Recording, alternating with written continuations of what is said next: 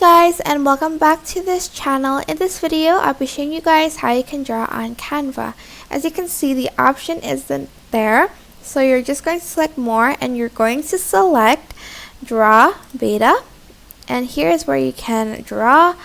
You can choose between this pen, also this marker. You can also adjust the size here, this glow pen, this glow pen, and also this highlighter.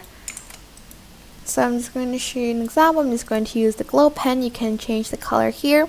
You can also adjust the transparency here too. I'm just going to write something simple like hello. Press done, and you can even edit if you want. You can like add a shadow if you'd like. I don't think okay, it shows just like a little bit, as you can see.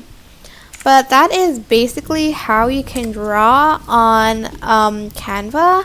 I hope this tutorial was helpful for you guys. Don't forget to like, comment, share, and also subscribe to this channel if you haven't done that already. If you have any questions, just leave it in the comment section down below and I will try my best to answer them all. Thank you so much for watching. Bye.